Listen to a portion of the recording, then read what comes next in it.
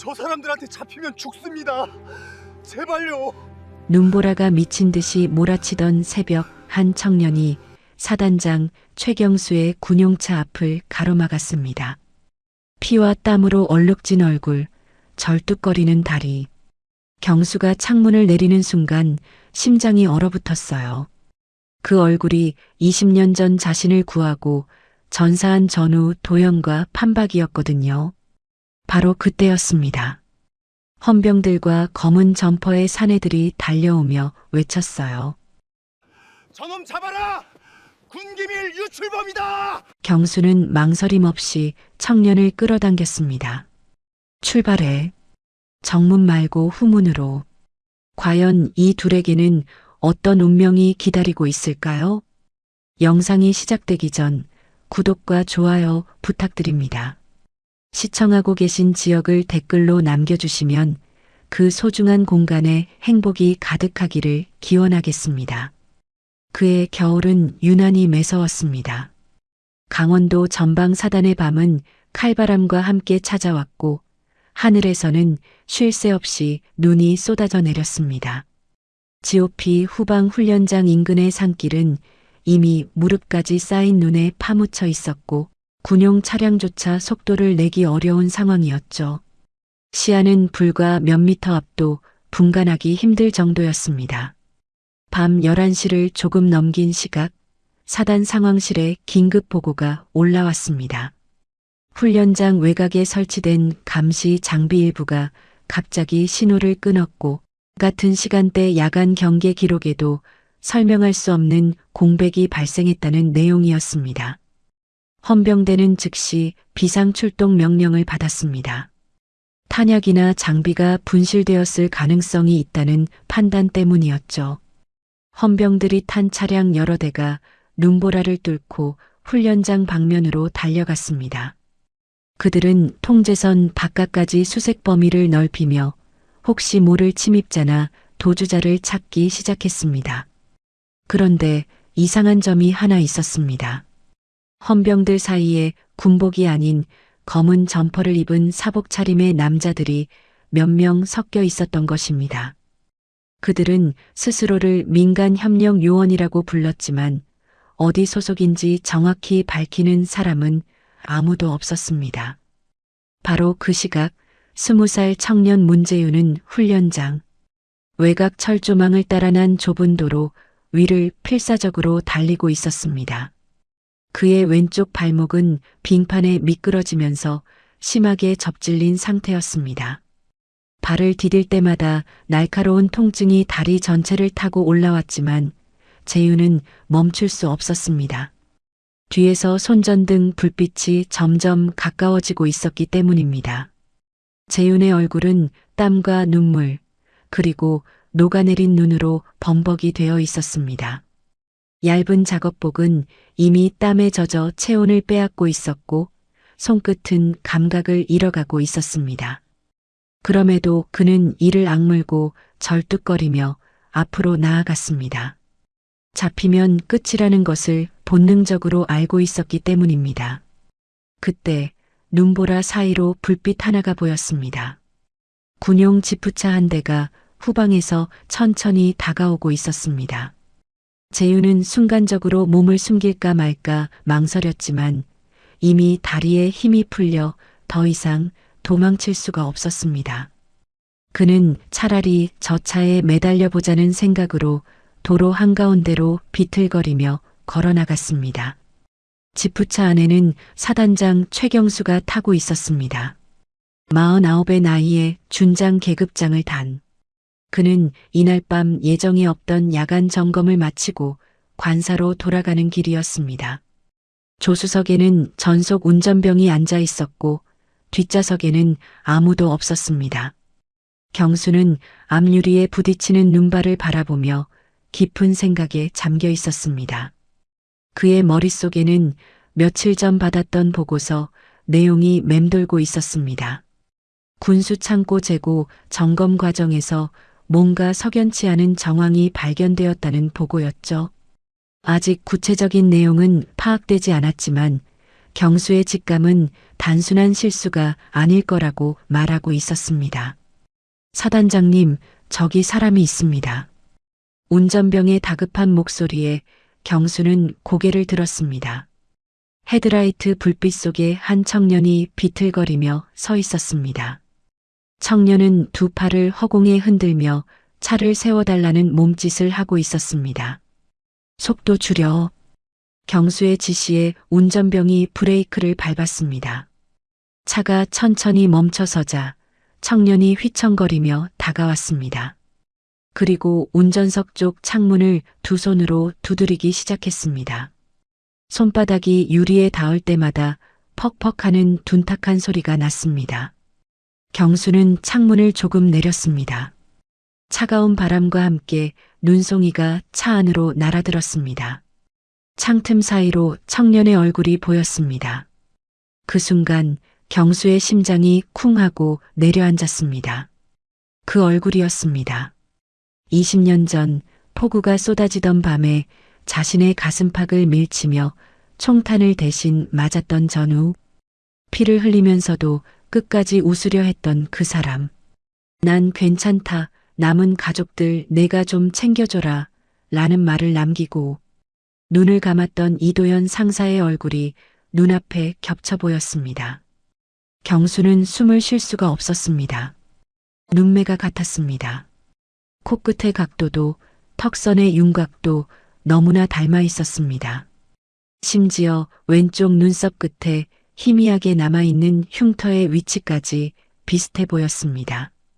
이성은 그럴 리 없다고 말했지만 눈앞의 광경이 경수의 머리를 하얗게 만들어버렸습니다. 살려주세요. 청년의 목소리가 바람 소리를 뚫고 들려왔습니다.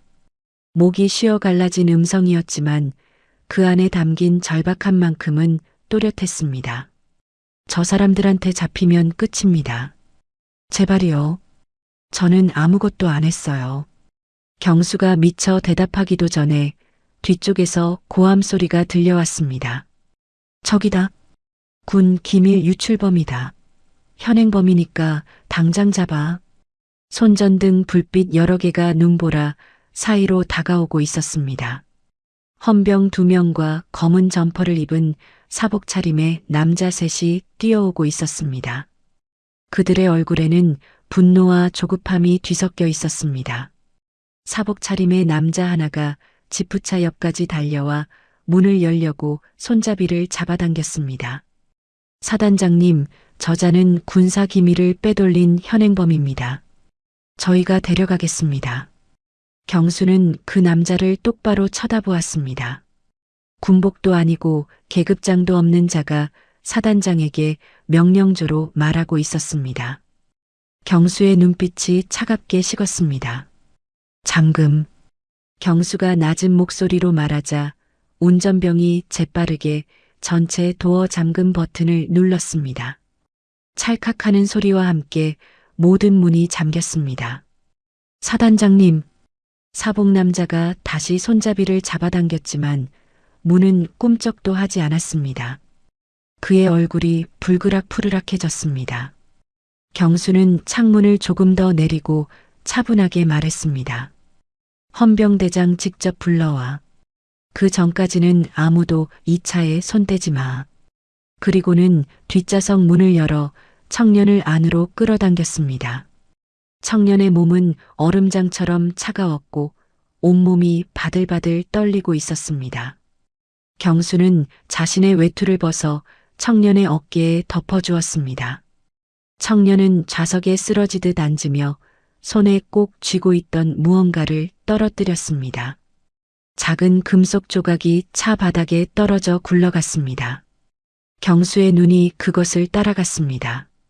낡고 녹이 슬었지만 분명히 군번줄의 일부로 보였습니다. 경수의 심장이 다시 한번 세차게 뛰었습니다. 출발해. 경수의 지시에 운전병이 고개를 돌렸습니다. 사단장님, 본부로 가면 될까요? 아니야. 경수는 잠시 망설이다가 결단을 내렸습니다. 후문 쪽으로 돌아서 관사 방향으로 가. 정문으로는 가지 마. 운전병의 눈에 당혹감이 스쳤습니다. 이건 분명히 정상적인 절차가 아니었습니다. 현행범을 데리고 본부가 아닌 다른 곳으로 간다는 것은 규정 위반이었습니다. 하지만 사단장의 명령을 거역할 수는 없었습니다. 운전병은 핸들을 돌려 우회 도로 쪽으로 방향을 틀었습니다. 지프차가 눈보라 속으로 사라져가자 뒤에 남은 사복 남자들의 얼굴에 당혹감과 분노가 교차했습니다. 그들 중 한 명이 주머니에서 휴대전화를 꺼내 어딘가로 전화를 걸기 시작했습니다. 차 안은 고요했습니다. 히터에서 나오는 따뜻한 바람 소리와 창밖을 두드리는 눈발 소리만이 들렸습니다. 경수는 백미러를 통해 뒷좌석의 청년을 바라보았습니다. 청년은 외투를 끌어안은 채 눈을 감고 있었습니다. 아직도 몸이 떨리고 있었지만 아까보다는 숨소리가 안정되어 가고 있었습니다. 경수는 시선을 앞으로 돌리며 속으로 중얼거렸습니다. 왜 하필 오늘 밤인가? 왜 하필 저 얼굴인가? 20년 전의 기억이 봉인을 뚫고 쏟아져 나오기 시작했습니다. 폭우 속에서 자신을 밀쳐내던 도연의 손, 피에 젖은 군복, 점점 흐려지던 눈동자, 그리고 마지막으로 들었던 그 목소리. 남은 가족들, 내가 좀 챙겨줘라. 경수는 그 약속을 지키지 못했습니다. 사고 이후 도연의 가족을 찾으려 했지만 이미 연락이 끊긴 상태였습니다. 군 기록에도 가족 정보가 제대로 남아있지 않았고 시간이 흐르면서 찾는 일은 점점 더 어려워졌습니다. 어느 순간부터 경수는 찾는 것을 포기했습니다. 아니, 스스로 외면했다고 하는 편이 맞을 것입니다. 죄책감을 마주하는 것이 너무 고통스러웠기 때문입니다. 그런데 20년이 지난 오늘 밤 눈보라 속에서 도연의 얼굴을 한 청년이 나타났습니다. 경수의 손이 미세하게 떨렸습니다. 이번에는 외면하지 않겠다. 그는 조용히 주먹을 쥐며 스스로에게 다짐했습니다. 아직 이 청년이 누구인지 확신할 수는 없었습니다. 하지만 적어도 진실이 밝혀질 때까지는 이 아이를 지켜야 한다는 것만은 분명했습니다. 지프차는 눈 덮인 산길을 천천히 달려갔습니다. 헤드라이트 불빛이 비추는 곳 외에는 온통 어둠뿐이었습니다. 그러나 경수에게는 그 어둠 속에서도 희미하게 빛나는 무언가가 보이는 것 같았습니다. 20년 전에 놓쳐버린 약속. 그것을 다시 붙잡을 수 있는 기회가 온 것인지도 모른다고 경수는 생각했습니다. 지프차가 눈 덮인 우회 도로를 달려 도착한 곳은 사단장 관사 인근에 있는 작은 의무실이었습니다. 정식 의무대로 가면 헌병들이 바로 달려올 것이 뻔했기에 경수는 보안이 철저한 이곳을 선택했습니다. 새벽 1시가 조금 넘은 시각이었습니다. 의무실 당직 군의관이 황급히 불을 켜고 나왔을 때 경수는 이미 청년을 부축해 안으로 들어서고 있었습니다. 청년의 몸은 아직도 떨리고 있었고 왼쪽 발목은 퉁퉁 부어올라 제대로 딛지도 못하는 상태였습니다. 군의관이 재윤을 진찰대에 눕히고 빠르게 상태를 확인했습니다. 손가락 끝과 발가락에 동상 초기 증세가 있었고 심한 탈수와 함께 왼쪽 발목 인대가 손상되어 있었습니다. 손등에는 도망치면서 긁힌 듯한 상처들이 여러 개 나 있었죠. 군의관은 고개를 저으며 말했습니다. 조금만 더 늦었으면 동상이 심해졌을 겁니다. 일단 체온부터 올려야 합니다. 경수는 팔짱을 낀 채 진찰대 옆에 서서 청년의 얼굴을 내려다보았습니다. 응급 처치를 받는 동안에도 재윤은 눈을 감지 못했습니다. 천장을 멍하니 바라보는 그의 눈동자에는 두려움과 경계심이 가득 차 있었습니다. 경수는 속으로 생각했습니다. 이 아이는 대체 무슨 일을 겪은 걸까? 저렇게 필사적으로 도망쳐야 할 만큼 무서운 일이 있었던 걸까? 얼마 지나지 않아 헌병대장이 의무실로 들이닥쳤습니다. 40 중반의 건장한 체격에 얼굴에는 불만이 가득했습니다. 그는 문을 열자마자 경수에게 다가와 목소리를 낮추며 말했습니다. 사단장님, 이건 절차에 어긋납니다. 현행범을 이렇게 데려오시면 저희가 곤란합니다. 경수는 고개를 돌려 헌병대장을 바라보았습니다. 그의 눈빛은 차갑고 단호했습니다. 내가 책임진다. 헌병대장의 입이 굳게 다물어졌습니다. 사단장의 그 한마디에는 더 이상의 논쟁을 허락하지 않겠다는 무게가 실려 있었습니다. 헌병대장은 잠시 망설이다가 한 발 물러섰습니다. 경수는 진찰대 옆으로 다가가 재윤을 내려다보았습니다. 재윤은 여전히 긴장한 표정으로 경수를 올려다보고 있었습니다. 경수가 낮은 목소리로 물었습니다. 이름이 뭐냐? 문재윤입니다. 나이는 20살입니다. 경수는 잠시 침묵했습니다. 20살. 도연이 전사했을 때가 20년 전이니 만약 그때 아이가 있었다면 지금쯤 20살이 맞았습니다. 경수의 심장이 다시 빠르게 뛰기 시작했습니다. 왜 도망쳤어? 재윤은 입술을 깨물었습니다. 한참 동안 말이 없다가 결국 떨리는 목소리로 입을 열었습니다. 저는 정말 아무것도 안 했어요. 그냥 서류를 봤을 뿐인데 갑자기 제가 훔쳤다고 뒤집어 씌웠어요. 믿어주세요. 경수의 눈썹이 미세하게 움직였습니다. 서류라니. 무슨 서류를 봤다는 걸까? 재윤은 떨리는 손으로 이불 끝을 움켜쥐며 말을 이어갔습니다. 자신은 부대 식당에서 보조 일을 하고 있었는데 며칠 전 창고 정리를 돕다가 우연히 이상한 서류 뭉치를 발견했다고 했습니다. 납품 물품 목록과 검수 확인서였는데 숫자가 맞지 않았고 업체 이름도 여러 번 바뀐 흔적이 있었다는 것이었죠.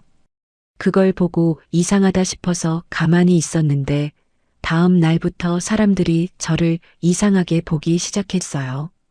그러더니 갑자기 장비가 없어졌다며 제가 훔쳤다고 하는 거예요. 재윤의 목소리가 점점 높아졌습니다. 억울함과 두려움이 뒤섞인 목소리였습니다. 경수는 말없이 듣고 있다가 천천히 고개를 끄덕였습니다. 그리고 헌병대장을 돌아보며 말했습니다. 이 사람은 당분간 피의자가 아니라 참고인 자격으로 보호한다. 진술도 참고인 보호 형태로 기록해. 헌병대장의 눈이 커졌습니다. 그것은 분명히 정상적인 절차가 아니었습니다. 하지만 경수의 표정은 단호했고 더 이상 반박할 여지가 없어 보였습니다. 헌병대장은 결국 목례를 하고 물러났습니다. 그날 밤 경수는 잠을 이루지 못했습니다. 관사로 돌아온 후에도 계속해서 재윤의 얼굴이 머릿속에서 떠나지 않았습니다. 도연의 젊은 시절과 너무도 닮은 그 얼굴. 우연일 수도 있었습니다. 세상에는 닮은 사람이 많으니까요. 하지만 경수의 직감은 단순한 우연이 아닐 거라고 말하고 있었습니다. 다음 날 아침 경수는 사단 정보참모인 백준혁 중령을 조용히 불렀습니다.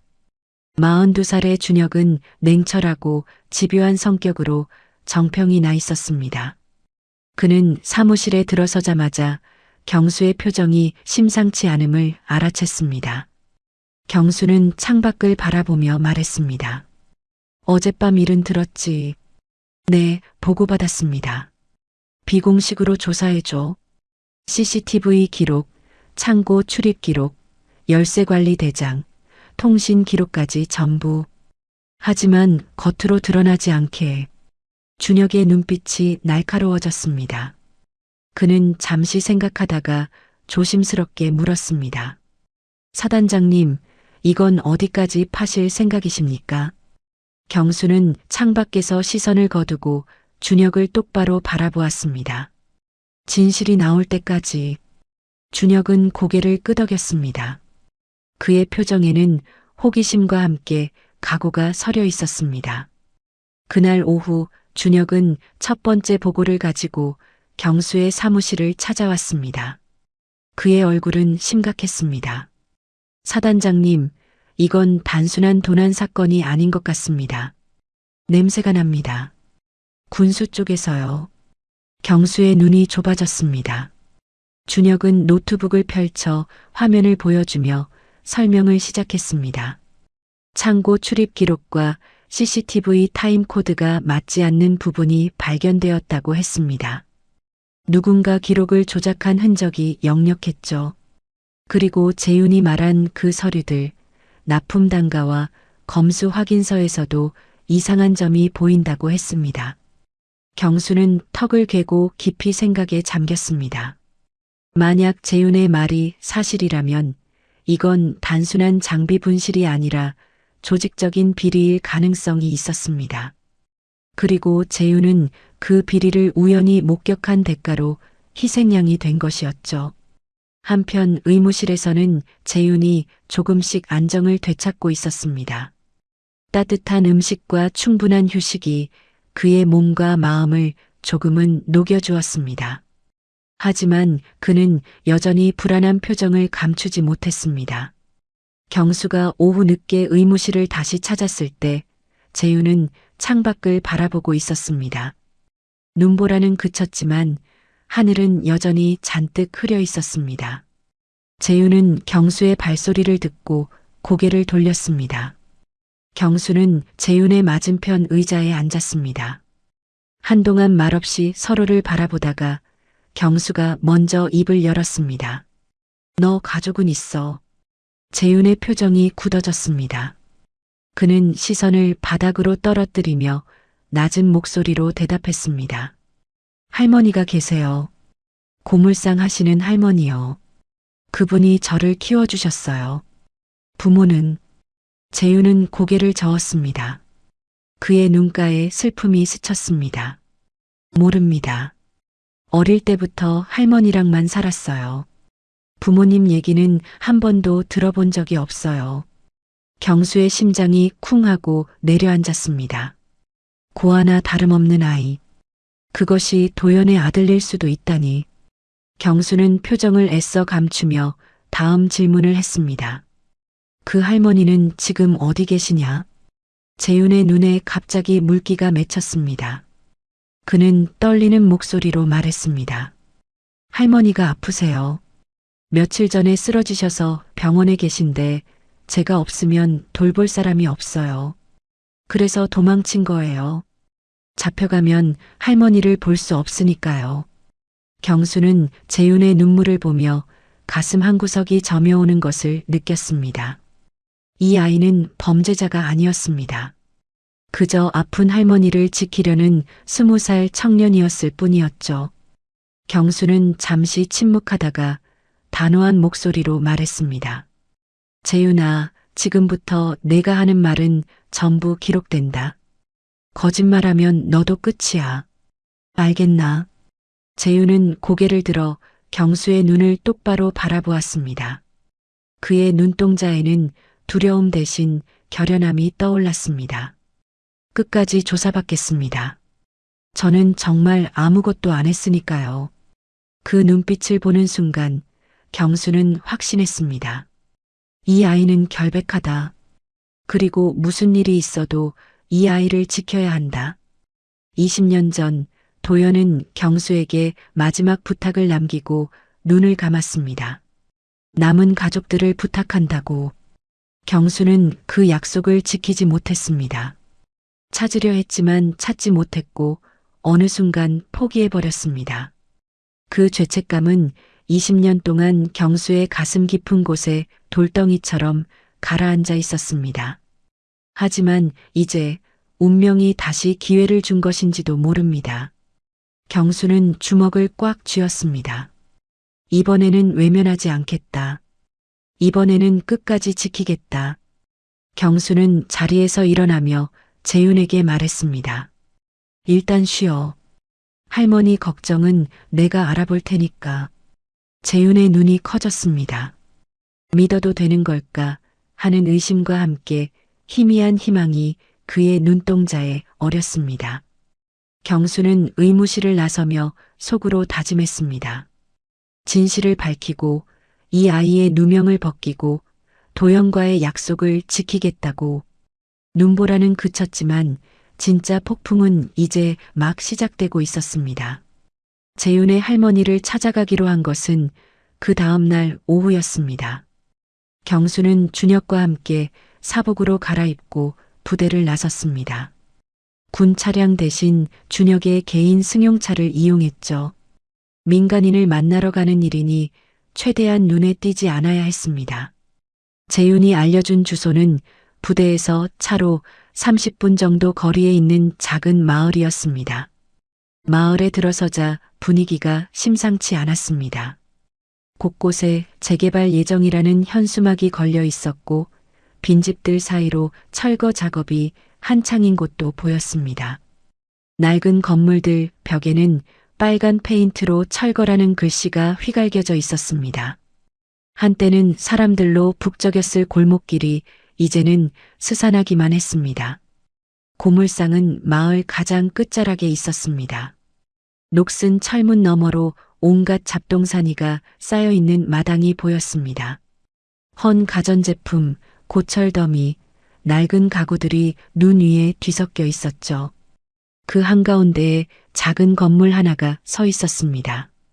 지붕은 군데군데 녹이 슬어 있었고 벽은 금이 가 있었습니다. 경수는 철문 앞에 서서 잠시 망설였습니다. 재윤을 키운 할머니, 그 할머니가 도영과 어떤 관계인지, 재윤의 과거에 대해 무엇을 알고 있는지, 경수의 가슴이 두근거렸습니다. 준혁이 철문을 두드렸습니다. 한참 후에야 안에서 인기척이 났습니다. 문이 삐걱거리며 열리고 한 노인이 모습을 드러냈습니다. 78살의 김옥자 할머니였습니다. 흰 머리카락이 듬성듬성 빠져 있었고 얼굴은 깊은 주름으로 가득했습니다. 허리가 굽어 있었지만 눈빛만은 날카로웠습니다. 그 눈빛이 경수와 준혁을 훑어보았습니다.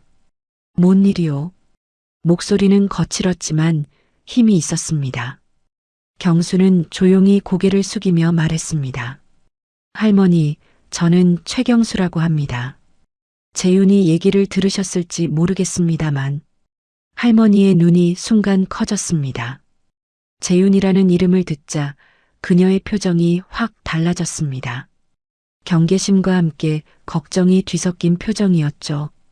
재윤이가 어디 있소? 그의 무사하오? 네, 지금 안전한 곳에 있습니다. 걱정 마세요. 할머니는 한참 동안 경수의 얼굴을 뚫어지게 바라보았습니다. 무언가를 가늠하는 눈빛이었습니다. 그러다 결국 몸을 돌리며 말했습니다. 들어오시오. 고물상 안작은 방은 좁고 허름했습니다. 낡은 장판 위에 작은 밥상 하나, 그리고 이불이 깔린 구석. 그게 전부였습니다. 하지만 방 안은 정갈하게 정돈되어 있었습니다. 가난하지만 깨끗하게 살아온 흔적이 느껴졌습니다. 할머니는 손님용 방석도 없이 그냥 바닥에 앉으라는 신용을 했습니다. 경수와 준혁이 자리를 잡자 할머니는 맞은편에 천천히 앉았습니다. 군인이요?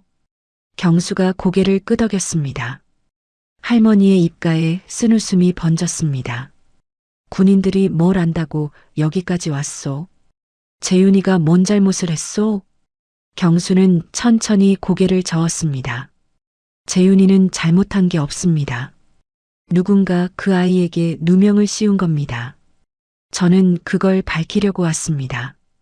할머니의 눈빛이 흔들렸습니다. 믿어도 되는 건지 판단하는 눈빛이었습니다. 한참 동안 침묵이 흘렀습니다. 창밖으로 바람소리만 들려왔습니다. 결국 할머니가 먼저 입을 열었습니다. 그 애가 무사하다니 다행이요. 며칠 전에 갑자기 연락이 끊겨서 이 늙은이가 얼마나 가슴을 졸였는지. 할머니의 목소리가 조금 떨렸습니다. 그 순간 경수는 할머니의 손을 보았습니다.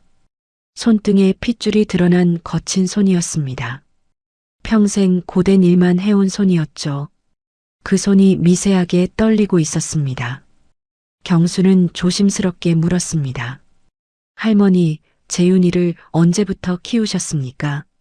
할머니는 천장을 올려다 보았습니다. 오래된 기억을 더듬는 표정이었습니다. 20년 됐소. 눈 오는 밤이었어요.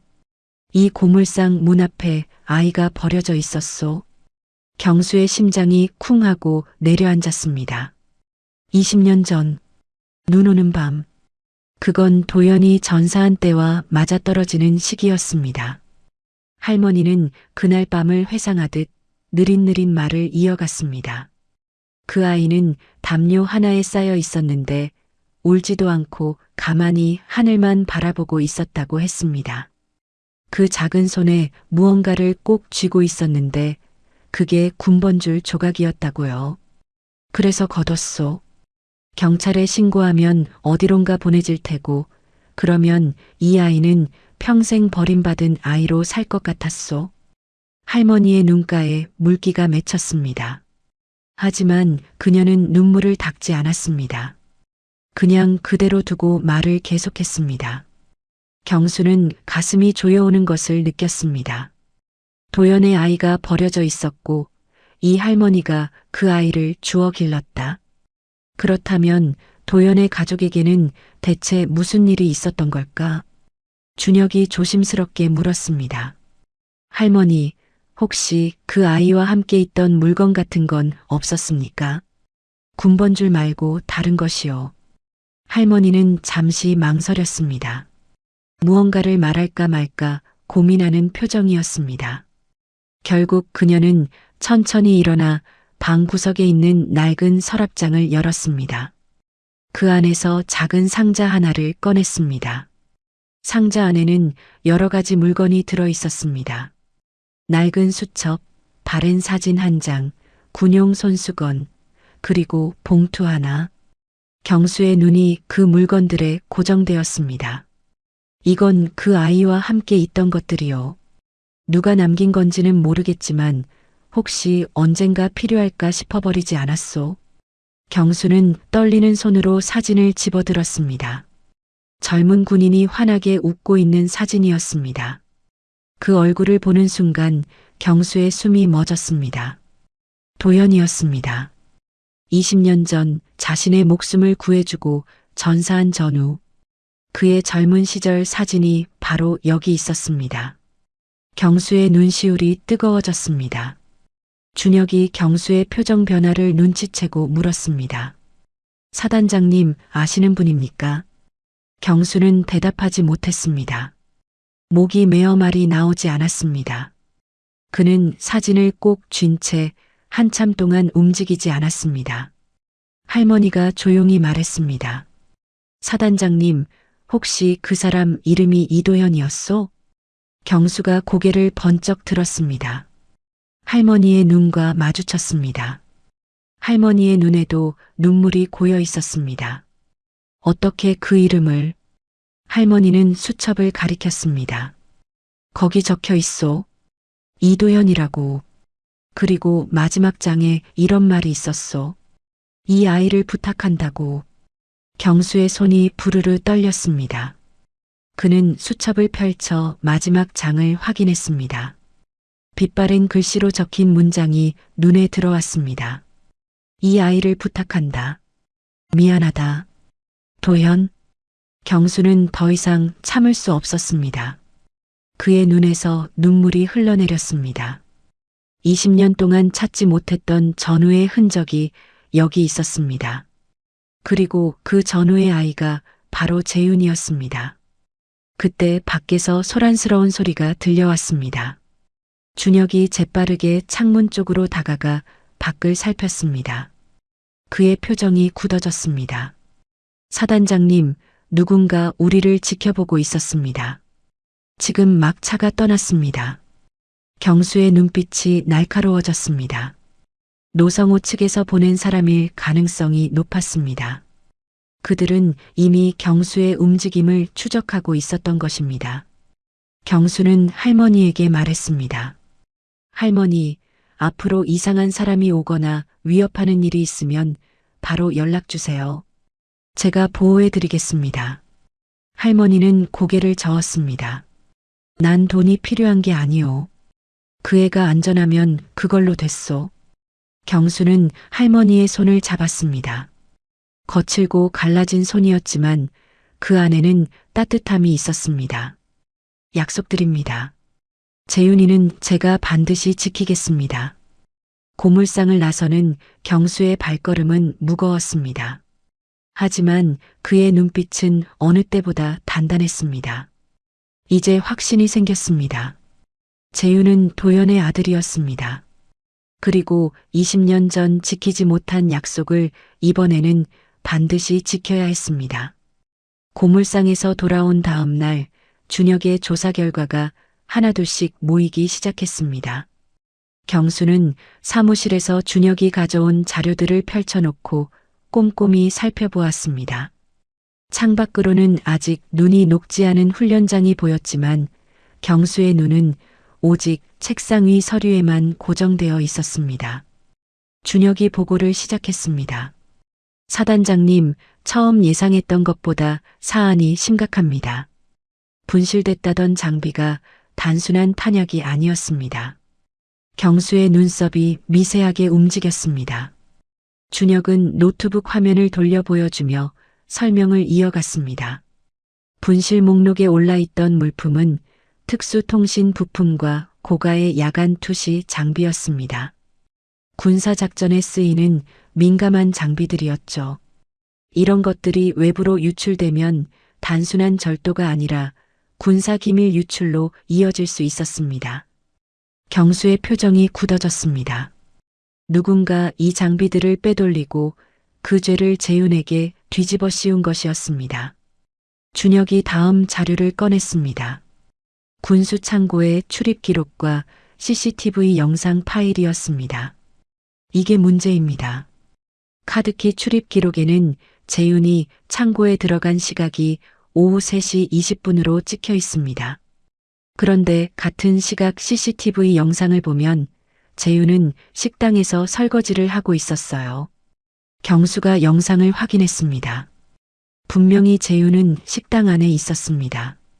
앞치마를 두르고 그릇을 닦고 있는 모습이 선명하게 찍혀 있었죠. 기록이 조작된 겁니다. 준혁이 단호하게 말했습니다. 경수는 고개를 끄덕였습니다. 이제 재윤이 누명을 썼다는 것은 확실해졌습니다. 하지만 문제는 누가 왜 이런 짓을 했느냐는 것이었습니다. 준혁이 또 다른 서류를 꺼냈습니다. 재윤이 창고에서 발견했다던 바로 그 납품 관련 서류의 사본이었습니다. 준혁은 며칠 동안 어렵게 확보한 것이라고 했습니다. 납품 단가가 이상합니다. 시중 가격의 2배 가까이 책정되어 있어요. 그리고 검수 확인서를 보면 실제로 들어온 물량과 서류상 물량이 맞지 않습니다. 경수가 서류를 자세히 들여다보았습니다. 숫자들이 빼곡하게 적혀 있었지만 준혁의 말대로 여기저기 맞지 않는 부분이 눈에 띄었습니다. 업체 이름도 여러 번 바뀐 흔적이 있었습니다. 허위 검수와 리베이트의 전형적인 흔적이었죠. 이건 조직적인 비리입니다. 혼자서 할 수 있는 일이 아니에요. 준혁의 목소리에는 확신이 담겨 있었습니다. 경수도 같은 생각이었습니다. 누군가 군 내부에서 손을 쓰고 외부 업체와 짜고 장비를 빼돌리고 있었습니다. 그리고 재윤은 그걸 우연히 목격한 탓에 희생양이 된 것이었죠. 준혁이 조심스럽게 말을 이었습니다. 사단장님, 납품 업체 이름을 확인해 봤습니다. 대표가 노성호라는 사람입니다. 전직 대령 출신이고 지금은 국방 관련 연구 용역 업체를 운영하고 있어요. 노성호. 경수의 눈빛이 흔들렸습니다. 그 이름을 듣는 순간 20년 전 기억이 머릿속에서 번개처럼 스쳐 지나갔습니다.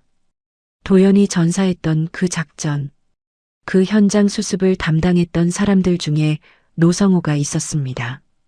당시 그는 중령이었고 사고 후처리 전반을 맡았었죠.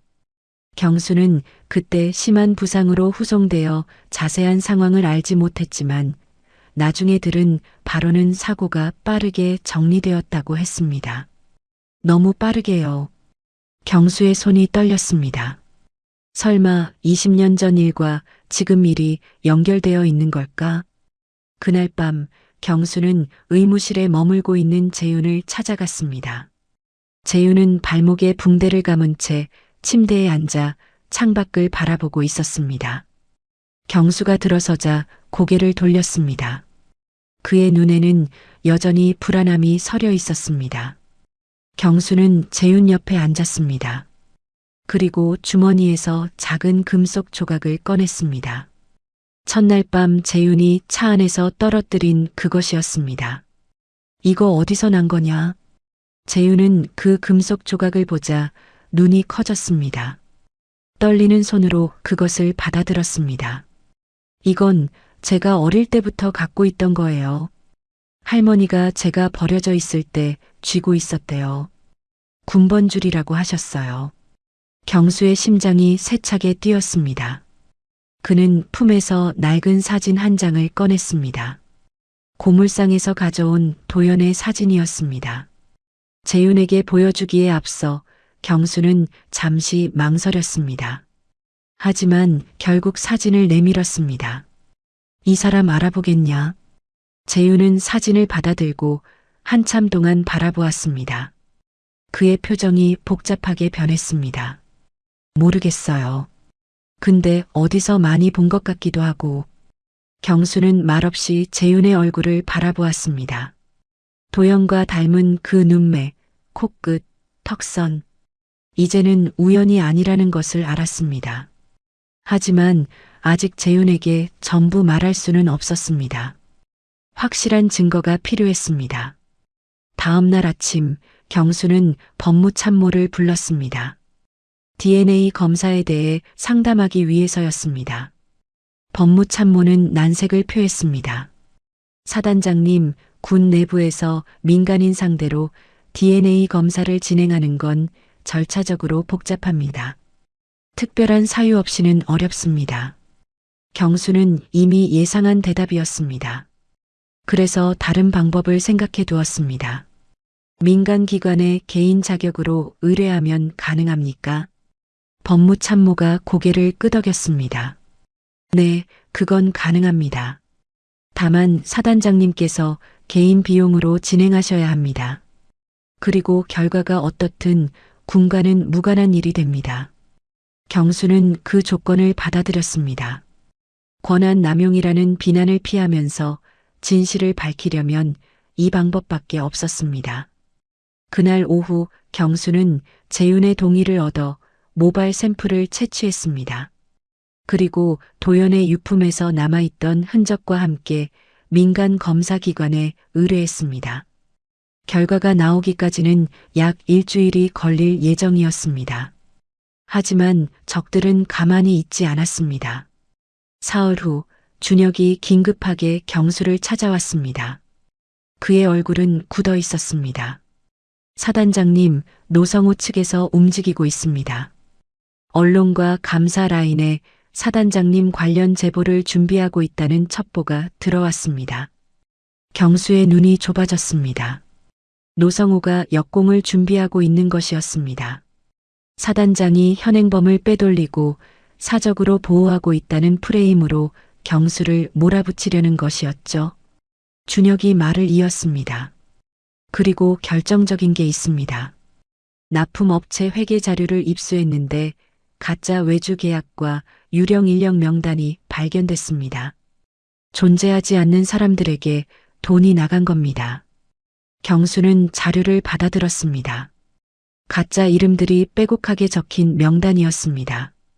이건 명백한 횡령의 증거였습니다.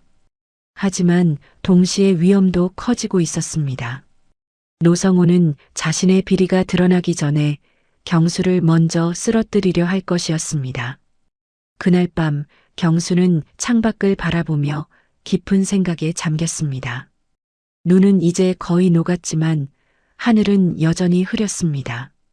20년 전 도연은 자신의 목숨을 구해주었습니다. 그리고 마지막으로 가족을 부탁한다는 말을 남겼습니다.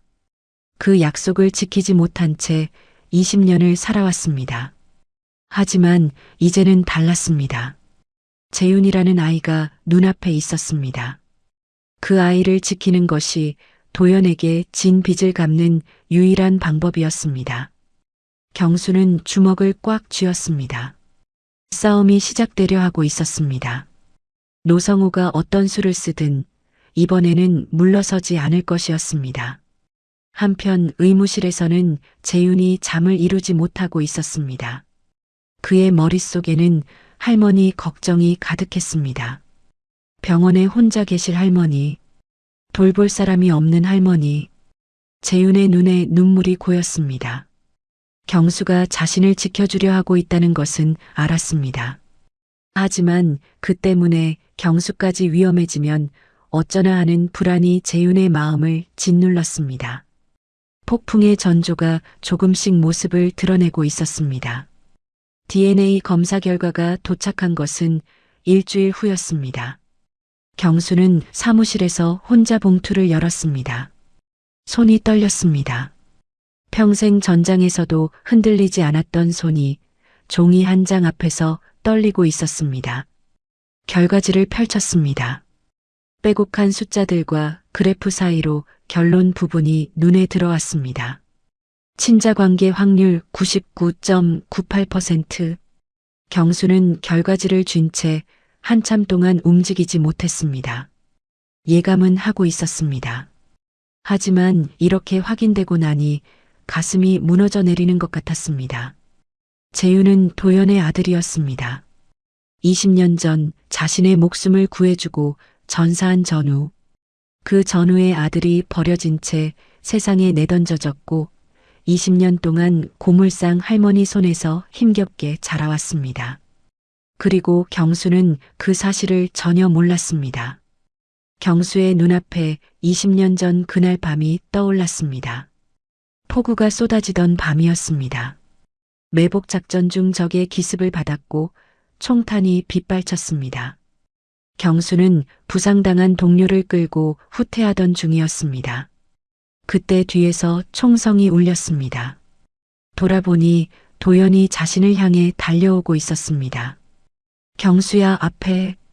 도연의 외침과 동시에 경수의 몸이 세게 밀려났습니다. 바닥에 쓰러진 경수가 고개를 들었을 때 도연은 이미 가슴에 총탄을 맞은 채 쓰러지고 있었습니다. 경수는 기어서 도연에게 다가갔습니다. 피가 군복을 적시고 있었습니다. 도연의 눈은 점점 흐려지고 있었지만 입술은 움직이고 있었습니다. 경수야, 괜찮아. 내가 살면 됐어. 도연아, 말하지 마.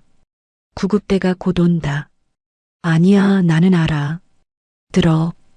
도연의 손이 경수의 옷깃을 붙잡았습니다. 마지막 힘을 쥐어짜는 것 같았습니다. 내 가족 부탁한다. 아내하고 아이가 있어. 내가 없으면 힘들 거야. 내가 좀 챙겨줘. 무슨 소리야? 내가 직접 챙겨야지. 약속해. 제발. 경수는 도연의 손을 꽉 잡았습니다. 알았어. 약속할게. 도연의 입가에 희미한 미소가 떠올랐습니다. 그리고 눈이 천천히 감겼습니다. 그것이 마지막이었습니다. 경수는 결과지를 내려놓고 두 손으로 얼굴을 감쌌습니다. 눈물이 손가락 사이로 흘러내렸습니다. 약속을 지키지 못했습니다. 전사 후 도연의 가족을 찾으려 했지만 연락처가 남아있지 않았습니다. 군 기록에도 제대로 된 정보가 없었습니다. 몇 년을 찾다가 결국 포기했습니다. 아니, 솔직히 말하면 외면했습니다. 찾는 것이 두려웠습니다. 자신 때문에 죽은 전우의 가족을 마주하는 것이 너무 무서웠습니다. 그렇게 20년이 흘렀습니다. 그리고 그 사이 도연의 아들은 버려진 채 세상을 떠돌았습니다. 경수는 스스로를 용서할 수 없었습니다. 한참 후 경수는 얼굴을 닦고 자리에서 일어났습니다. 재윤에게 가야 했습니다. 하지만 무슨 말을 해야 할지 알 수 없었습니다. 내 아버지가 나 때문에 죽었다고 말해야 할까요? 그리고 나는 약속을 지키지 못했다고 고백해야 할까요? 경수는 의무실로 향했습니다. 발걸음이 무거웠습니다. 재윤은 침대에 앉아 창밖을 바라보고 있었습니다. 며칠간 푹 쉰 덕분에 얼굴색이 많이 좋아져 있었습니다. 경수가 들어서자 고개를 돌렸습니다. 사단장님. 경수는 재윤 옆 의자에 앉았습니다. 한동안 말이 없었습니다. 재윤은 경수의 표정이 평소와 다르다는 것을 느꼈습니다. 무언가 심각한 일이 있는 것 같았습니다. 무슨 일 있으세요? 경수는 입을 열려다가 다시 다물었습니다. 지금 진실을 말하면 재윤이 무너질 수도 있었습니다. 아직 상황이 정리되지 않은 상태에서 충격을 주는 것은 위험할 수 있었습니다. 경수는 결국 진실을 감추기로 했습니다. 적어도 지금은요. 아니다. 내 상태가 어떤지 보러 왔어. 재윤은 고개를 끄덕였습니다. 하지만 경수의 눈가가 붉어져 있다는 것을 알아챘습니다. 그날부터 경수의 태도가 달라지기 시작했습니다. 경수는 재윤을 단순히 보호 대상이 아니라 한 사람으로 대하기 시작했습니다. 매일 시간을 내어 재윤을 찾아갔습니다. 밥은 제대로 먹었는지, 잠은 잘 잤는지, 발목은 나아지고 있는지 물었습니다. 재윤이 검정고시 공부를 하고 싶다고 하자 교재를 구해다 주었습니다. 군내 교육 프로그램에 연결해 줄 수 있는지도 알아보았습니다. 재윤은 처음에는 당황했습니다. 왜 사단장이라는 높은 사람이 자신에게 이렇게까지 신경을 쓰는지 이해할 수 없었습니다. 하지만 시간이 지나면서 조금씩 마음이 풀리기 시작했습니다. 사단장님은 왜 저한테 이렇게 잘해주세요? 어느 날 저녁 재윤이 조심스럽게 물었습니다. 경수는 잠시 말을 잃었다가 천천히 대답했습니다. 그냥 내가 잘 되었으면 좋겠어서. 그 대답에는 진심이 담겨 있었습니다. 재윤은 그것을 느꼈습니다. 태어나서 처음으로 누군가에게 이렇게 보호받는다는 느낌을 받았습니다. 할머니도 물론 자신을 사랑해 주었지만 할머니는 늘 힘들었습니다. 먹고 사는 것만으로도 버거웠으니까요. 하지만 경수는 달랐습니다. 강하고 듬직하면서도 따뜻했습니다. 재윤의 눈시울이 붉어졌습니다. 그는 고개를 숙여 눈물을 감추었습니다. 하지만 평화는 오래가지 않았습니다. 며칠 후 부대 안에 이상한 소문이 돌기 시작했습니다. 사단장이 범인을 몰래 빼돌려 숨기고 있다는 소문이었습니다. 헌병대장을 비롯한 일부 간부들이 노골적으로 불만을 표시하기 시작했습니다. 사단장님, 이러시면 곤란합니다. 감사가 나오면 저희도 책임을 져야 합니다. 헌병대장이 경수를 찾아와 항의했습니다. 그의 얼굴에는 걱정과 함께 분노가 섞여 있었습니다. 경수는 차갑게 대답했습니다. 내가 책임진다고 했다. 더 이상 말하지 마라. 헌병대장은 입술을 깨물고 물러났습니다. 하지만 그의 눈빛에는 반발심이 가득했습니다. 준혁이 경수를 찾아왔습니다. 그의 표정은 심각했습니다. 사단장님, 노성호 측에서 언론에 제보를 시작했습니다. 사단장 비위라는 프레임으로 몰아가려는 것 같습니다. 지금 상황에서 더 늦추시면 안 됩니다. 경수는 창밖을 바라보았습니다. 하늘은 어둡게 흐려 있었습니다. 알았다. 이제 공식 절차로 올릴 때가 됐어. 준혁이 고개를 끄덕였습니다. 증거는 충분히 모았습니다. 정면 승부할 준비가 되셨습니까? 경수는 돌아서서 준혁을 똑바로 바라보았습니다. 처음부터 그럴 생각이었다. 그의 눈에는 흔들림이 없었습니다. 사단장으로서가 아니라 약속을 지켜야 하는 한 인간으로서 결단을 내린 것이었습니다. 그날 밤 경수는 도연의 사진을 꺼내 한참 동안 바라보았습니다. 젊은 시절의 도연이 환하게 웃고 있었습니다. 도연아, 이제야 말할 수 있을 것 같다. 약속 지킬게. 경수의 목소리는 낮았지만 단단했습니다. 20년 동안 가슴에 묻어두었던 죄책감을 이제 행동으로 씻어낼 때가 온 것이었습니다. 진짜 싸움이 시작되려 하고 있었습니다. 노성호의 역습은 생각보다 빠르게 시작되었습니다. 어느 날 오후 고물상 할머니 옥자가 입원해 있는 병원에서 문제가 생겼습니다. 병원 측에서 갑자기 보호자 서류에 문제가 있다며 퇴원을 종용하기 시작한 것이었습니다. 입원비가 밀려 있다는 이유도 덧붙였습니다.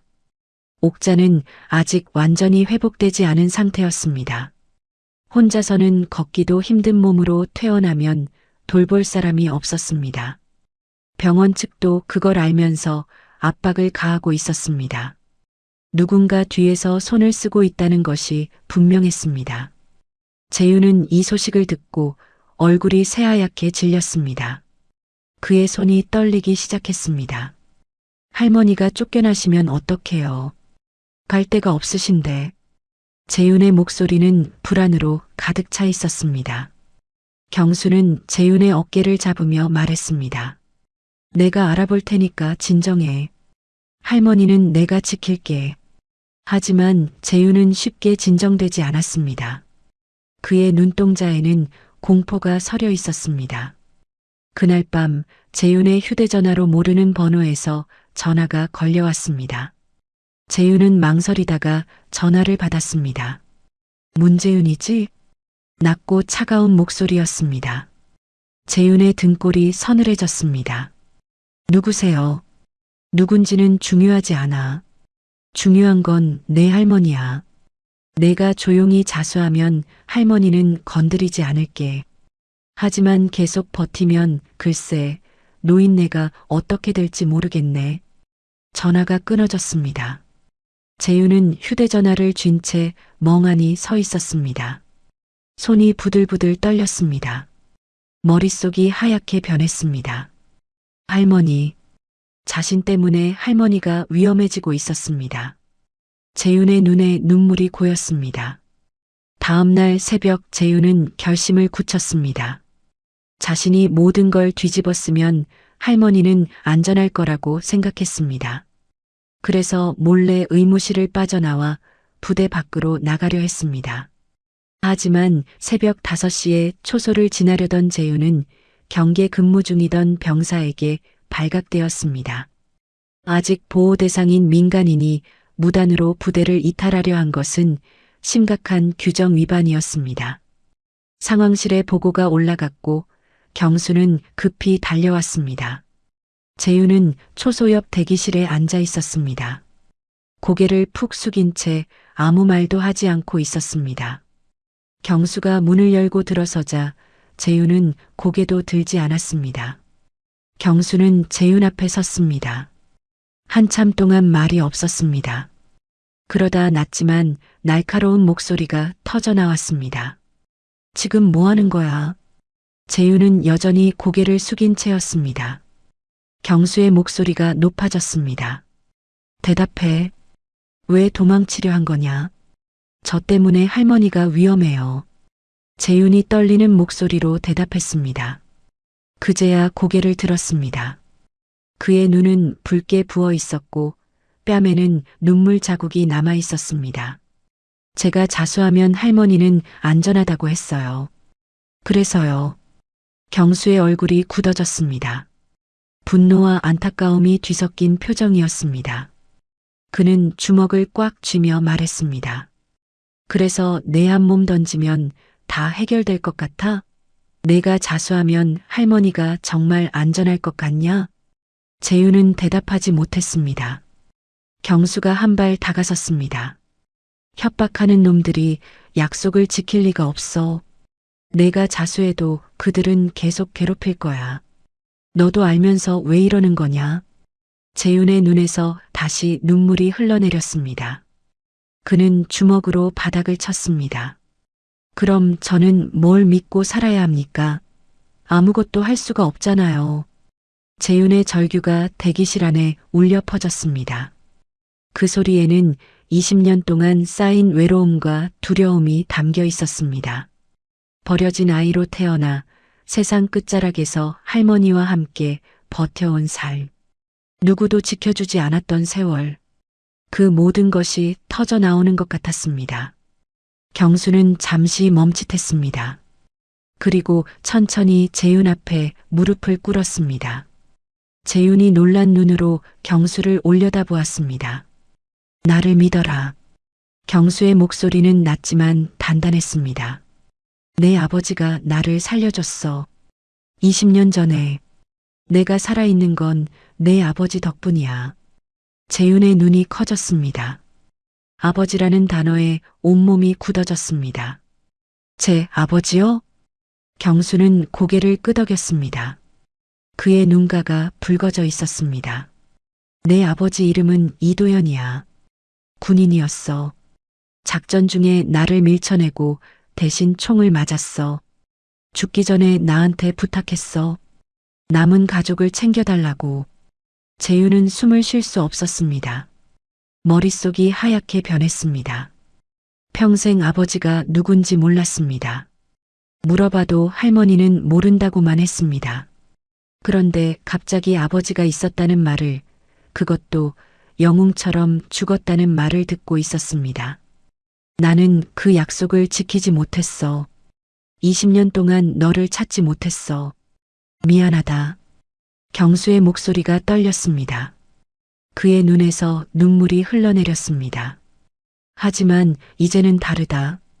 이번에는 절대 놓치지 않을 거야. 내가 내 손에 있는 한 누구도 너를 건드리지 못하게 할 거야. 재윤은 울음을 터뜨렸습니다. 소리 없이 어깨를 들썩이며 울었습니다. 아버지가 있었다는 사실, 그 아버지가 누군가를 살리기 위해 죽었다는 사실, 그리고 그 누군가가 지금 자신 앞에 무릎을 꿇고 있다는 사실, 모든 것이 뒤섞여 머릿속을 휘몰아쳤습니다. 경수는 재윤의 어깨를 잡았습니다. 우리가 싸워야 할 상대는 너를 협박하는 놈들이야. 도망치면 지는 거야.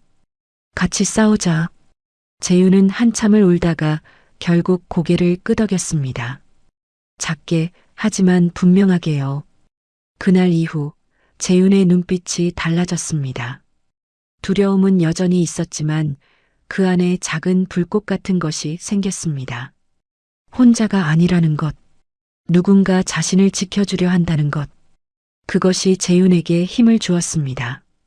준혁은 옥자 할머니의 안전을 위해 경찰에 협조를 요청했습니다. 신변 보호와 접근 금지 조치가 내려졌고 병원 측의 부당한 퇴원 압박도 멈추게 되었습니다. 며칠 후 준혁이 경수에게 말했습니다. 사단장님, 이제 클라이막스입니다. 국방부 감사가 확정되었습니다. 거기서 모든 걸 터뜨려야 합니다. 경수는 고개를 끄덕였습니다. 증거는 다 모았나? 네. 납품 비리, 장비 유출, 기록 조작, 다 묶었습니다. 옥자 할머니가 갖고 계신 20년 전 증거물도 준비했습니다. 경수는 창밖을 바라보았습니다. 눈은 이제 완전히 녹았고 하늘은 맑게 개어 있었습니다. 좋아. 끝을 보자. 최후의 대결이 눈앞에 다가오고 있었습니다. 국방부 특별감사 브리핑이 열리는 날이 밝았습니다. 사단 본부 대회의실에는 국방부 감사관들, 군 수사기관 관계자들, 그리고 취재진까지 모여 있었습니다. 넓은 회의실이 빼곡히 찬 것은 이례적인 일이었습니다. 납품 비리와 장비 유출 의혹이 언론에 흘러나가면서 관심이 집중되었기 때문이었죠. 경수는 단상 옆에 서서 사람들을 바라보았습니다. 그의 표정은 침착했지만 가슴속에서는 심장이 세차게 뛰고 있었습니다. 오늘이 마지막 승부였습니다.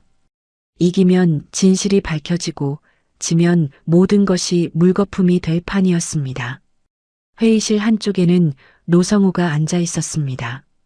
55살의 그는 고급 양복을 차려입고 여유로운 표정을 짓고 있었습니다. 그의 옆에는 변호사와 함께 몇몇 전직군 간부들이 자리하고 있었습니다. 모두 노성우 편이었습니다. 브리핑이 시작되었습니다. 감사관이 먼저 발언권을 가졌습니다. 이번 감사는 사단 내 장비 분실 및 납품 관련 의혹을 조사하기 위해 실시되었습니다. 먼저 피의혹 당사자인 노성우 대표의 소명을 듣겠습니다. 노성우가 자리에서 일어났습니다. 그는 마이크를 잡고 회의실을 둘러보았습니다. 자신감이 넘치는 눈빛이었습니다. 감사관님, 그리고 여러분. 저는 이 자리에서 분명히 말씀드립니다. 저는 어떤 비리에도 연루된 적이 없습니다. 그의 목소리는 당당했습니다. 그는 경수를 향해 손가락을 가리키며 말을 이었습니다. 오히려 문제는 저 사단장에게 있습니다. 최경수 사단장은 장비절도 혐의를 받는 현행범을 개인적으로 빼돌려 숨겼습니다. 군 규정을 어기고 사적으로 피의자를 보호했습니다. 이것이 직권남용이 아니면 무엇입니까? 회의실에 웅성거림이 퍼졌습니다. 취재진의 카메라가 경수를 향해 돌아갔습니다. 경수는 표정 변화 없이 노성우를 바라보았습니다. 노성우가 계속해서 공격했습니다. 사단장이 그 청년을 보호하는 이유가 무엇인지 모르겠습니다. 어쩌면 둘 사이에 어떤 은밀한 관계가 있는 것은 아닌지 의심이 됩니다. 그 말에 일부 사람들이 술렁였습니다. 경수의 눈썹이 미세하게 움직였지만 그는 여전히 침묵을 지켰습니다. 노성우가 승리를 확신하는 듯 미소를 지었습니다. 바로 그때 회의실 문이 열렸습니다.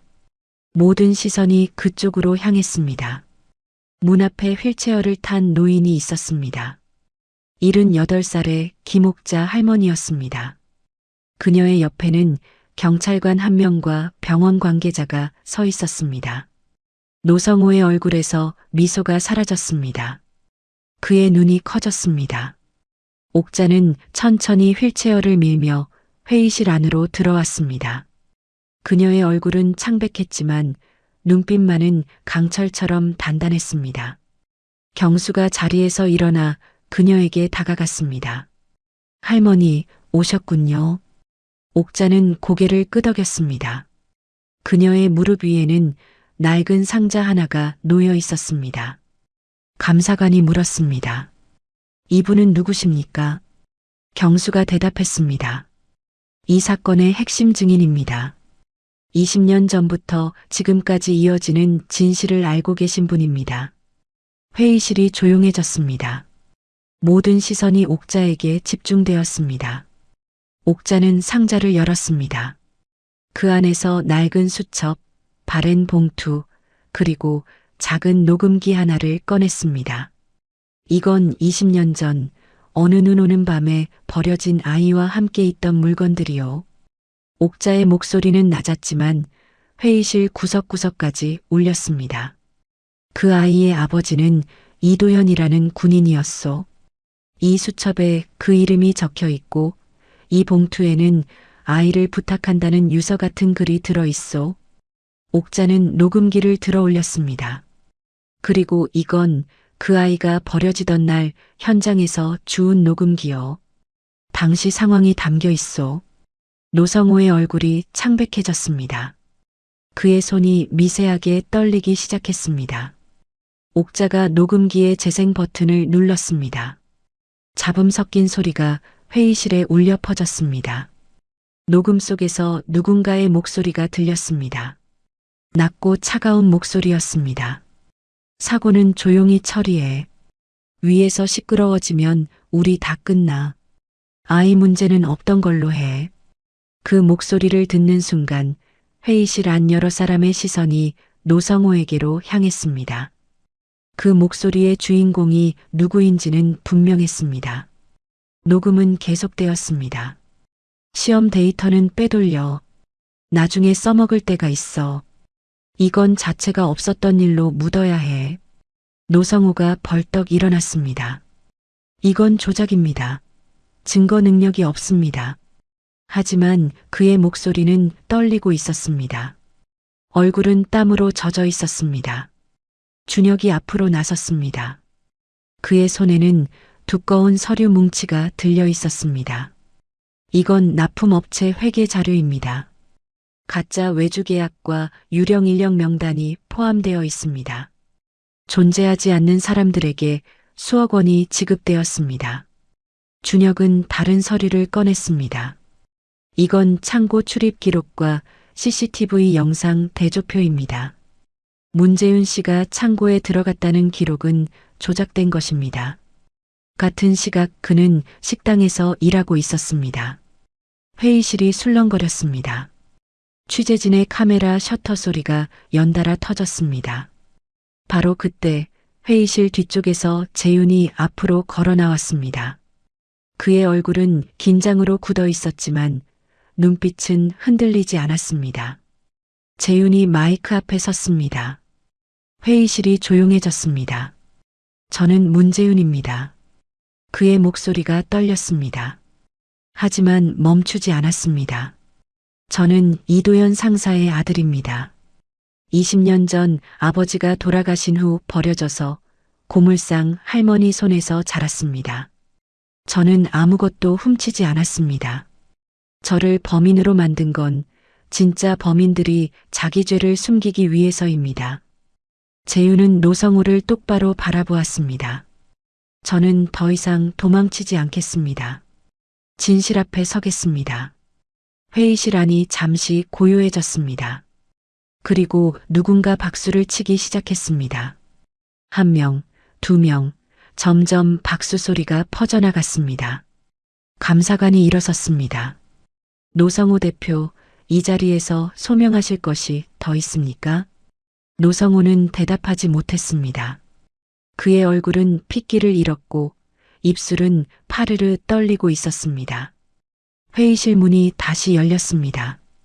군사 경찰들이 들어왔습니다. 그들은 노성우에게 다가가 말했습니다. 노성우 씨, 군사기밀 유출 및 사기 혐의로 긴급 동행하겠습니다. 노성우가 끌려나가는 동안 경수는 도연의 사진을 꺼내 가만히 바라보았습니다. 그의 눈가가 붉어졌습니다. 도연아, 약속 지켰다.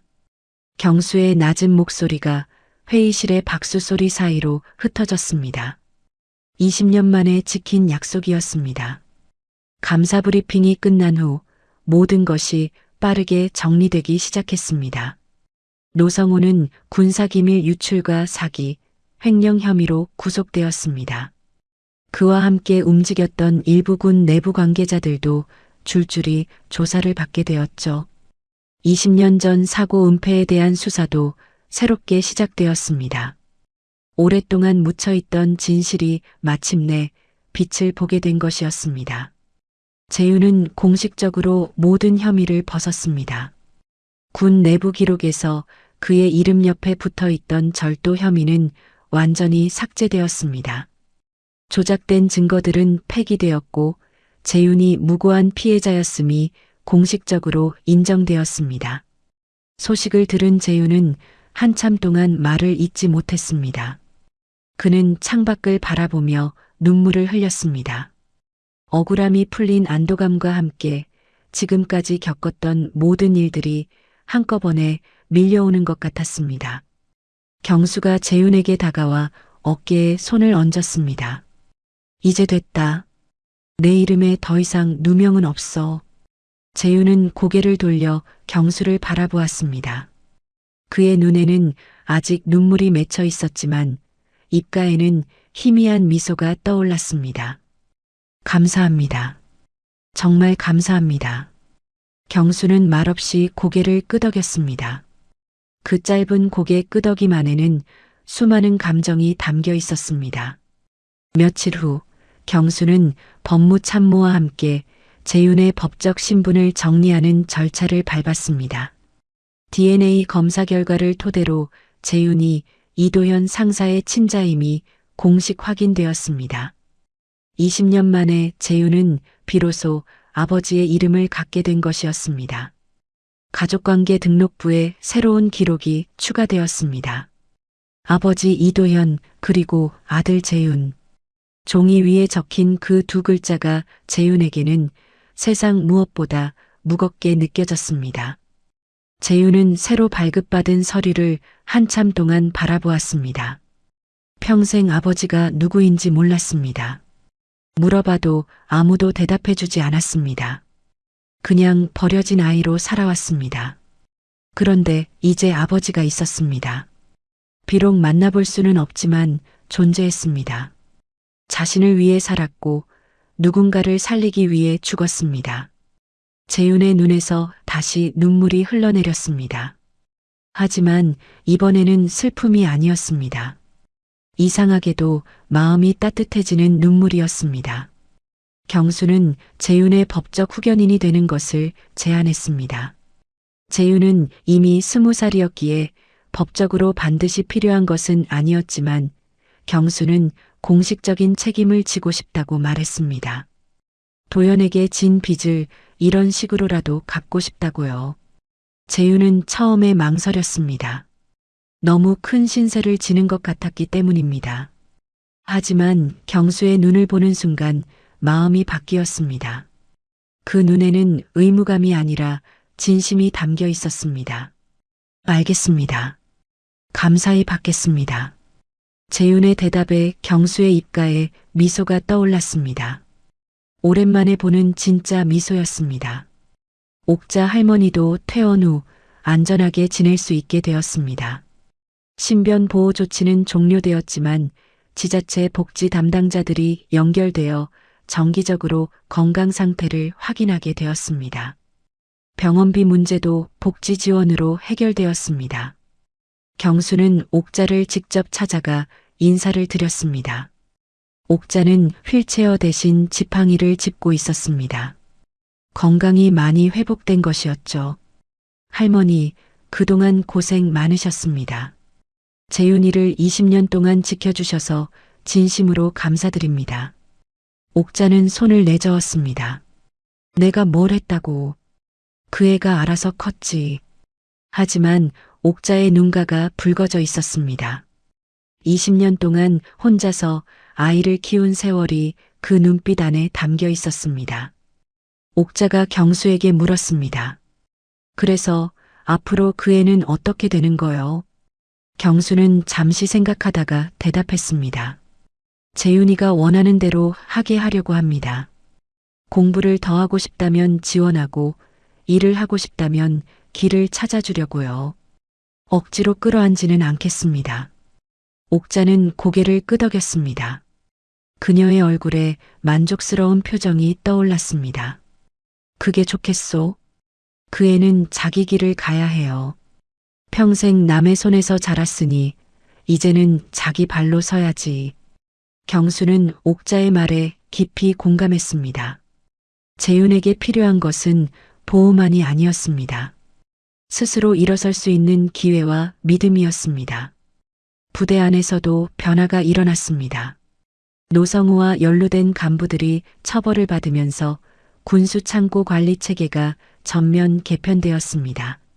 출입 기록과 CCTV 시스템이 강화되었고 납품 절차도 투명하게 바뀌었습니다. 작은 사건에서 시작된 일이 부대 전체의 구조를 바꿔놓은 것이었습니다. 준혁은 이번 일로 한동안 눈에 띄지 않는 보직으로 밀려날 뻔했습니다. 노성호 측에 붙어있던 일부 세력들이 뒤에서 방해 공작을 벌였기 때문이었죠.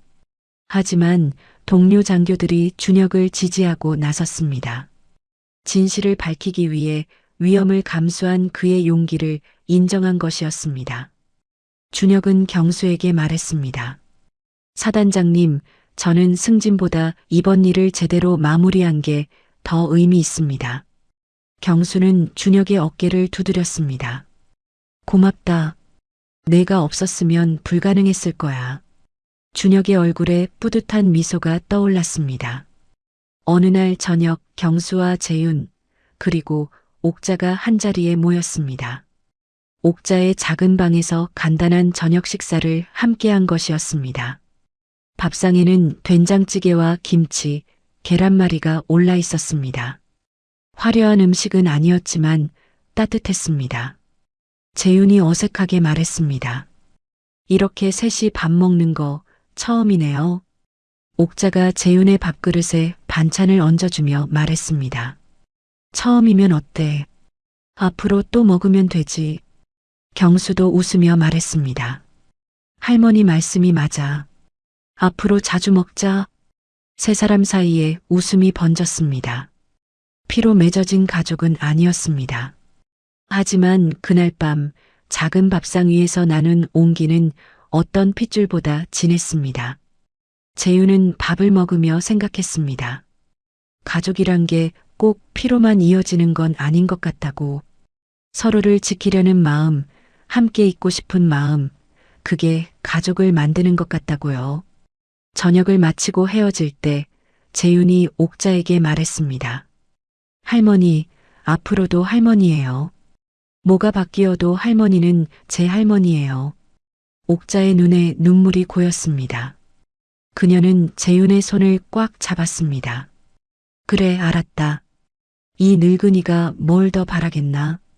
경수는 두 사람을 바라보며 속으로 생각했습니다. 도연아, 내 아들 잘 자랐다. 내가 자랑스러워할 만큼 새로운 가족이 만들어지고 있었습니다. 피가 아니라 약속으로, 눈물이 아니라 웃음으로 이어지는 가족이었습니다. 봄이 찾아왔습니다. 눈보라가 몰아치던 그 밤이 벌써 석 달 전 일이 되었습니다. 산자락에 쌓여있던 눈은 모두 녹았고 부대 주변 야산에는 연두빛 새싹이 돋아나기 시작했습니다.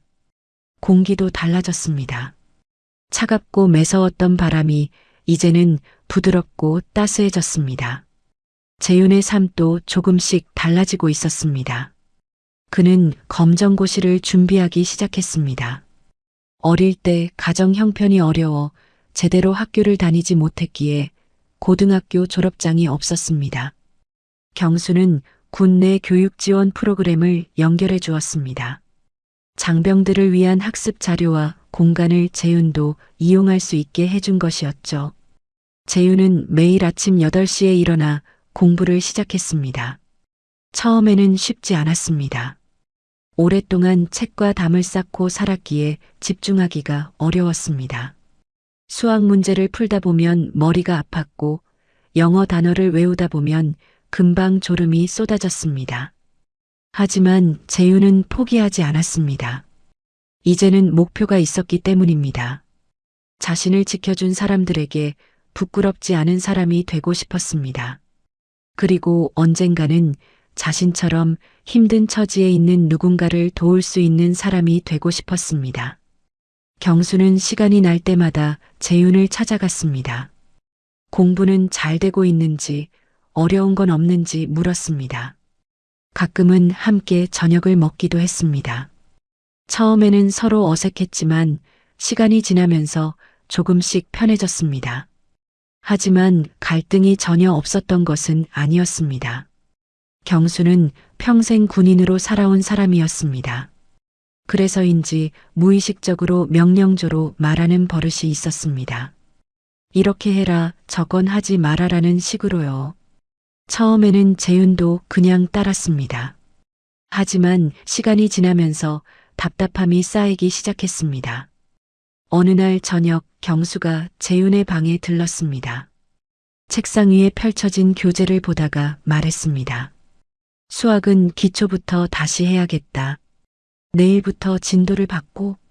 재윤은 대답하지 않았습니다. 경수가 다시 말했습니다. 들었어? 내일부터 진도를 바꾸라고. 재윤이 고개를 들었습니다. 그의 표정이 굳어 있었습니다. 저도 생각이 있어요. 제 방식대로 해보고 싶어요. 경수의 눈썹이 올라갔습니다. 그는 재윤의 말에 당황한 듯 했습니다. 내가 더 잘 아니까 하는 말이야. 그냥 따라. 재윤은 자리에서 일어섰습니다. 그의 목소리가 조금 높아졌습니다. 사단장님, 저는 부하가 아니에요. 통제하지 말아주세요. 믿어주세요. 방 안에 무거운 침묵이 흘렀습니다. 경수는 재윤을 바라보았습니다. 재윤의 눈에는 반항심이 아니라 간절함이 담겨 있었습니다. 자신을 인정해 달라는, 한 사람으로 존중해 달라는 눈빛이었습니다. 경수는 한참 동안 말이 없다가 결국 한숨을 내쉬었습니다. 알았다. 내 방식대로 해봐. 내가 너무 앞서갔나 보다. 재윤의 표정이 풀렸습니다. 그는 작게 고개를 숙였습니다. 감사합니다. 그날 이후로 경수는 조금 달라졌습니다. 명령하는 대신 물어보기 시작했습니다. 이렇게 해볼래? 어떻게 생각해? 라는 식으로요.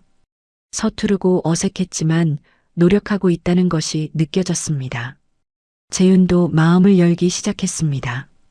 어려운 문제가 있으면 혼자 끙끙대지 않고 경수에게 물어보았습니다. 경수가 가끔 틀린 답을 알려줄 때도 있었지만 그런 것도 웃으며 넘길 수 있게 되었습니다. 옥자 할머니도 새로운 삶을 시작하고 있었습니다. 고물상은 정리했습니다. 재개발이 본격적으로 시작되면서 더 이상 그곳에 있을 수 없게 되었기 때문입니다. 하지만 할머니는 슬퍼하지 않았습니다. 대신 마을 주민센터 옆에 작은 공간을 얻어 재활용 공방을 열었습니다. 지자체에서 어르신 일자리 지원 사업으로 연결해 준 것이었습니다. 옥자는 헛 물건들을 수선하고 재활용해서 새로운 물건으로 만드는 일을 시작했습니다. 낡은 천으로 가방을 만들고 버려진 나무로 작은 선반을 만들었습니다. 공방은 금세 동네 어르신들의 사랑방이 되었습니다. 할머니들이 모여 수다를 떨고 함께 물건을 만들었습니다. 옥자의 얼굴에는 오랫동안 보지 못했던 활기가 돌았습니다. 재윤은 틈날 때마다 할머니를 찾아갔습니다. 공방 청소를 돕거나 무거운 물건을 옮겨주었습니다. 할머니는 그런 재윤을 볼 때마다 흐뭇한 표정을 지었습니다. 너 많이 컸다. 예전에는 맨날 내 등 뒤에 숨어 있더니 할머니가 잘 키워주셨으니까요. 이 녀석이. 할머니가 재윤의 등을 가볍게 두드렸습니다. 그 손길에는 사랑이 가득 담겨 있었습니다. 어느 봄날 오후 경수와 재윤은 함께 도연의 묘역을 찾았습니다. 국립묘지 한쪽에 자리한 작은 비석이었습니다. 비석에는 고 이도연 상사라는 이름이 새겨져 있었습니다. 재윤은 비석 앞에 서서 한참 동안 말이 없었습니다. 처음 찾아온 아버지의 무덤이었습니다. 평생 얼굴도 모르고 살았던 아버지. 하지만 이제는 알았습니다. 아버지가 어떤 사람이었는지, 어떻게 죽었는지, 왜 자신이 버려졌는지. 재윤의 눈에서 눈물이 흘러내렸습니다. 그는 무릎을 꿇고 비석 앞에 손을 모았습니다. 아버지, 저 왔어요. 목소리가 떨렸습니다. 태어나서 처음으로 아버지라고 부르는 것이었습니다. 경수는 한 발 뒤에 서서 재윤을 지켜보았습니다. 그의 눈가도 붉어져 있었습니다. 재윤이 다시 입을 열었습니다. 저 잘 지내고 있어요. 공부도 하고 있고 좋은 사람들도 생겼어요. 걱정 마세요. 재윤은 잠시 말을 멈추었다가 다시 말했습니다. 저도 누군가를 지키는 사람이 될게요. 아버지처럼요. 경수는 재윤의 옆으로 다가가 함께 무릎을 꿇었습니다. 그리고 비석을 향해 낮은 목소리로 말했습니다. 도연아, 내 아들 잘 자랐다. 내가 자랑스러워할 만큼. 이제는 내가 지킬게. 바람이 불었습니다. 부드럽고 따뜻한 봄바람이었습니다. 묘역 주변에 심어진 벚나무에서 꽃잎이 날려왔습니다. 꽃잎들이 비석 위에 살포시 내려앉았습니다. 재윤과 경수는 나란히 무덤 앞에 앉아 한참 동안 아무 말도 하지 않았습니다. 하지만 그 침묵 속에는 수천 마디 말보다 깊은 것이 담겨 있었습니다. 돌아오는 길 재윤이 경수에게 말했습니다. 사단장님 감사합니다. 아버지를 찾게 해주셔서요. 경수는 고개를 저었습니다. 고마워할 건 나야. 내 덕분에 약속을 지킬 수 있었으니까. 두 사람은 나란히 걸었습니다. 봄볕이 따스하게 내리쬐었습니다. 길가에는 노란 개나리가 피어 있었습니다. 겨울이 끝나고 새로운 계절이 시작되고 있었습니다. 1년이 흘렀습니다. 눈보라 속에서 시작된 인연이 계절을 4번 지나 다시 봄을 맞이했습니다. 부대 주변 산자락에는 벚꽃이 만개해 있었고 따스한 바람이 꽃잎을 날려보내고 있었습니다. 하늘은 맑고 푸르렀습니다. 재윤은 21살이 되었습니다. 검정고시에 합격한 후 지방대학교 사회복지학과에 입학했습니다. 처음에는 긴장되고 두려웠습니다. 평생 제대로 된 학교를 다녀본 적이 없었기에 자신이 과연 해낼 수 있을지 확신이 없었습니다. 하지만 첫 학기가 끝날 무렵에는 어느 정도 자신감이 생겼습니다. 재윤은 자신과 비슷한 처지에 있는 청소년들을 돕고 싶었습니다. 부모 없이 자란 아이들, 누명을 쓰고 힘들어하는 사람들, 세상 끝자락에서 버텨내고 있는 사람들, 그런 사람들의 손을 잡아주는 사람이 되고 싶었습니다. 그래서 사회복지학을 선택한 것이었습니다. 대학 생활은 새로웠습니다. 같은 나이 또래 친구들과 어울리는 것도 강의실에 앉아 수업을 듣는 것도 모두 처음이었습니다. 어색하고 서툴렀지만 하루하루가 새로운 배움의 연속이었습니다. 재윤은 주말마다 옥자 할머니를 찾아갔습니다. 할머니의 재활용 공방은 이제 동네에서 제법 알려진 곳이 되었습니다. 어르신들이 모여 물건을 만들고 수다를 떨고 함께 시간을 보냈습니다. 할머니의 얼굴에는 늘 웃음이 떠나지 않았습니다. 할머니, 저 왔어요. 재윤이 공방 문을 열고 들어서면 할머니는 늘 같은 말로 맞이했습니다. 왔어? 밥 먹었어? 아직이요. 그럼 얼른 앉아. 국 끓여놨다. 할머니가 차려주는 밥상은 언제나 따뜻했습니다. 화려하지는 않았지만 정성이 가득 담겨 있었습니다. 재윤은 그 밥상 앞에 앉을 때마다 마음이 편안해졌습니다. 세상에서 가장 안전한 곳에 있다는 느낌이 들었습니다.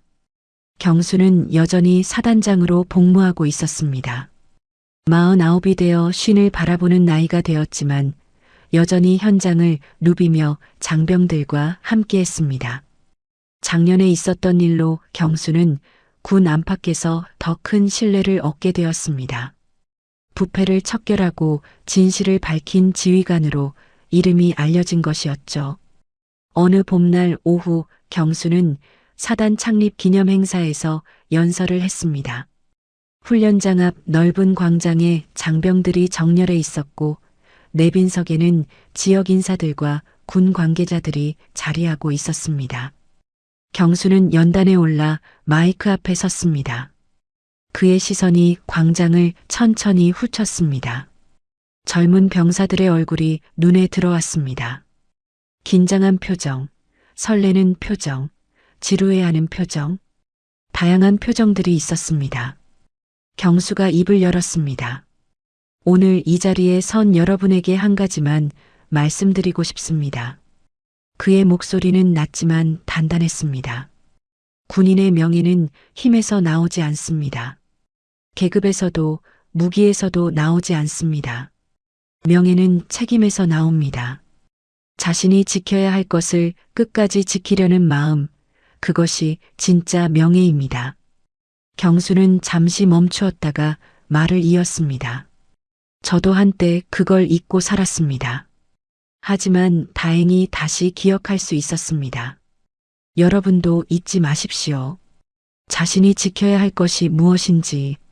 연설이 끝나자 박수 소리가 광장에 울려 퍼졌습니다. 경수는 연단에서 내려오며 하늘을 올려다보았습니다. 맑고 푸른 하늘이었습니다. 어딘가에서 도연히 지켜보고 있을 것 같았습니다. 노성호 사건은 모든 재판이 끝났습니다. 그는 군사기밀 유출, 사기, 횡령 등의 혐의로 징역 15년을 선고받았습니다. 함께 연루되었던 사람들도 각각 처벌을 받았습니다. 20년 전 사고 은폐에 대해서도 추가 수사가 이루어졌고 진실이 기록으로 남게 되었습니다. 뉴스에서 판결 소식이 짧게 지나갔습니다. 재윤은 그 뉴스를 보면서 담담하게 고개를 끄덕였습니다. 분노도 통쾌함도 없었습니다. 그저 끝났다는 안도감만 있었습니다. 이제 앞을 보고 살 수 있다는 안도감이요. 도연의 기일이 돌아왔습니다. 경수와 재윤, 그리고 옥자 할머니가 함께 국립묘지를 찾았습니다. 세 사람은 나란히 비석 앞에 섰습니다. 재윤이 준비해온 꽃다발을 비석 앞에 놓았습니다. 하얀 국화꽃이었습니다. 재윤은 비석을 바라보며 속으로 말했습니다. 아버지, 저 잘 지내고 있어요.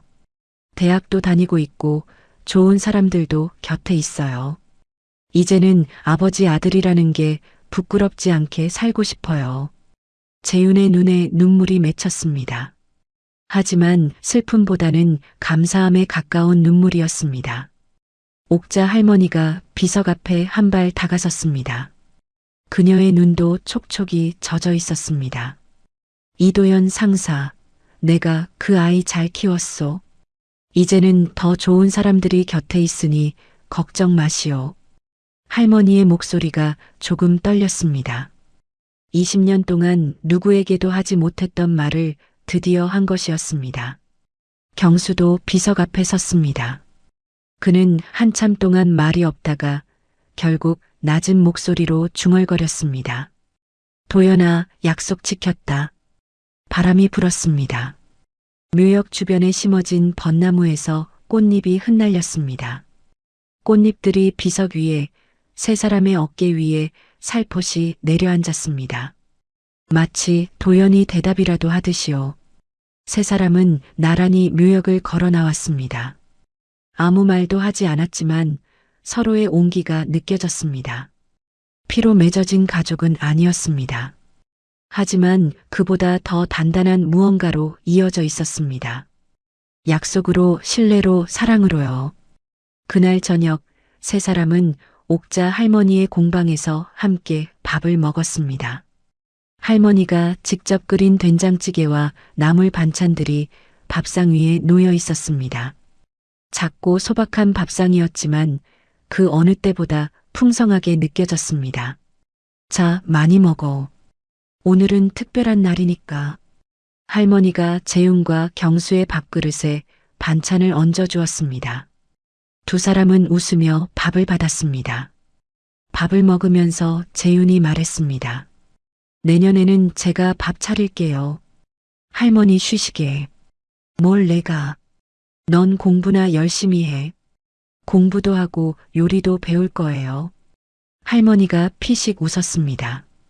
경수도 따라 웃었습니다. 저녁을 마친 후 세 사람은 공방 앞 작은 마당에 나와 앉았습니다. 밤하늘에는 별이 총총히 떠 있었습니다. 봄밤의 공기는 서늘하면서도 상쾌했습니다. 재윤이 하늘을 올려다보며 중얼거렸습니다. 아빠도 저 별 중에 하나일까요? 경수가 대답했습니다. 그럴지도 모르지. 항상 너를 지켜보고 있을 거야. 재윤은 미소를 지었습니다. 처음으로 아빠라는 말이 자연스럽게 느껴졌습니다.